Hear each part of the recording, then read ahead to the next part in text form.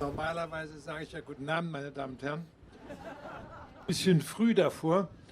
Ich sehe mit großer Begeisterung Omas gegen rechts. Bravo! Dann habe ich ein zweites Schild da hinten gesehen. Ich sehe das noch. Das mich sehr beeindruckt, denn da hält jemand hoch ein Schild. Ich halte ein Schild.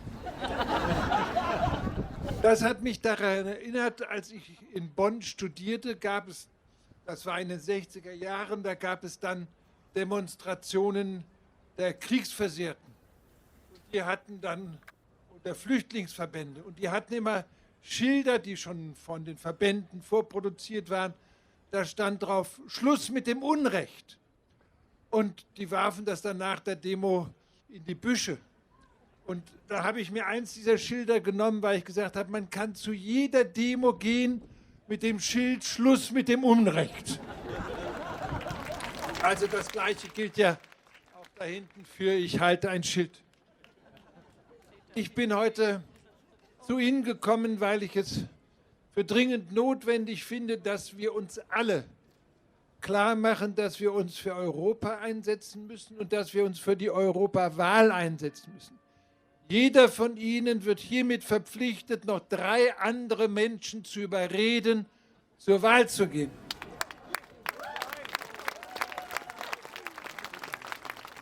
Und ich sage das aber auch aus großem Ernst, denn ich selber habe Zeit meines Lebens Europa wachsen sehen. Ich bin, als ich 13, 14 war, Mitte der 50er Jahre mit meiner Familie nach Frankreich gezogen. Und ich erinnere mich, dass wir 1956 in der Normandie Urlaub machten. Und schon in dem zweiten Morgen hatten wir Hakenkreuze an die Tür gemalt bekommen. Man darf nicht vergessen, das war vielleicht gerade mal so 12 Jahre nach dem Krieg. Da war das noch sehr präsent, dass die deutschen Besatzungstruppen da gewesen sind.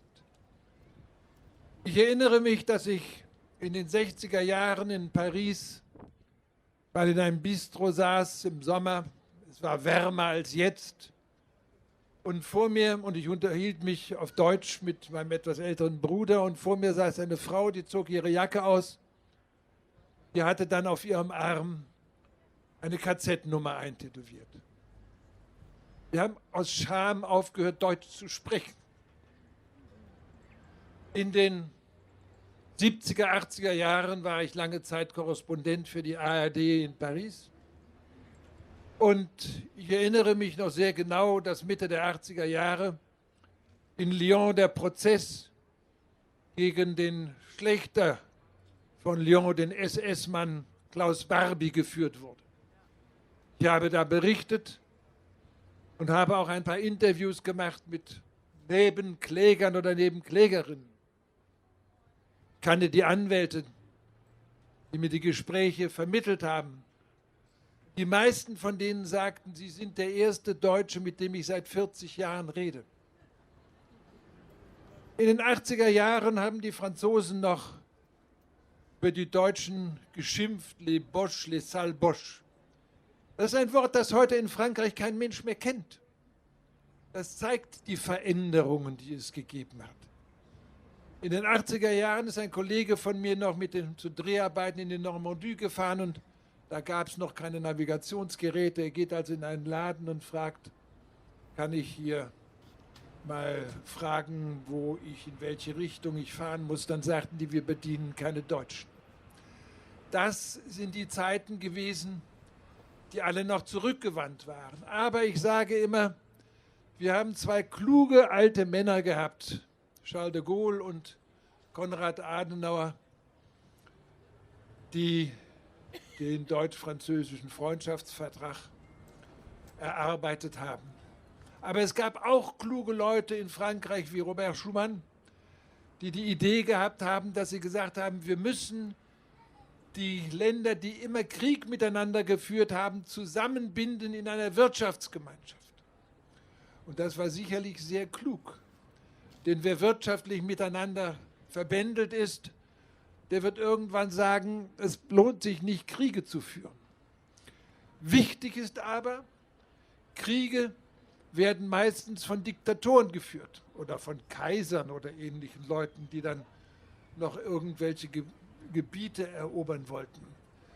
Demokratien sind dagegen meistens gewidmet, nicht immer, aber meistens. Und wenn wir uns die Entwicklung Europas jetzt angucken seit dem Zweiten Weltkrieg, dann werden wir feststellen, ja, es hat noch Kriege gegeben. Der Zusammenbruch Jugoslawiens hat zu schrecklichen Auseinandersetzungen geführt, zu fürchterlich vielen Toten, zu vielen Menschen, die geflüchtet sind, weil sie dort nicht mehr leben konnten. Und viele sind hierher gekommen und sind auch hier aufgenommen worden. Und sie sind hier willkommen. Und ich glaube, das ist auch etwas, das wir uns merken sollten, was sehr wichtig ist, dass wir auch Leute hier aufnehmen, weil sie Menschen sind. Es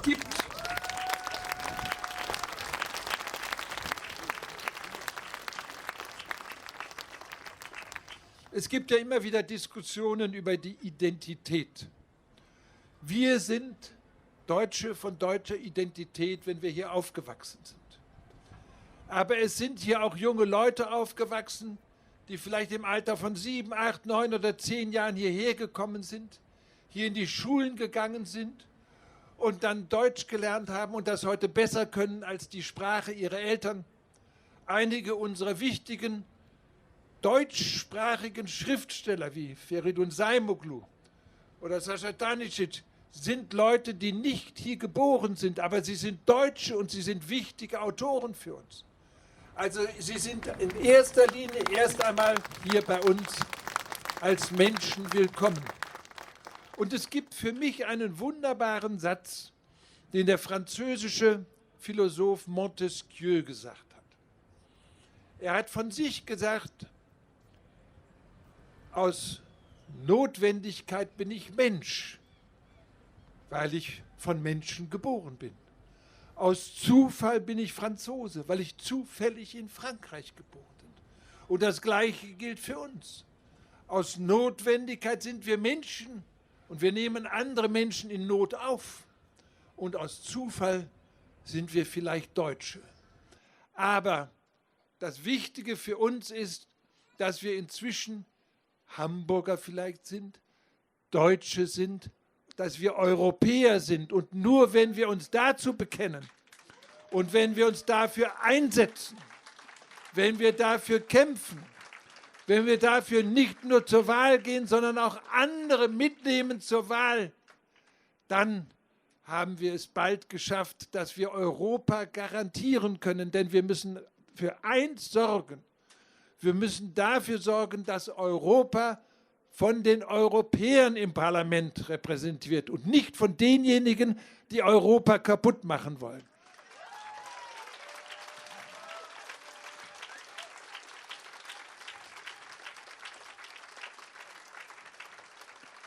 Also meine Bitte an Sie, mein Aufruf an Sie, gehen Sie nicht nur wählen, nehmen Sie mindestens jeder von Ihnen noch 3 mit, dass Sie wählen gehen. Einen schönen Tag noch.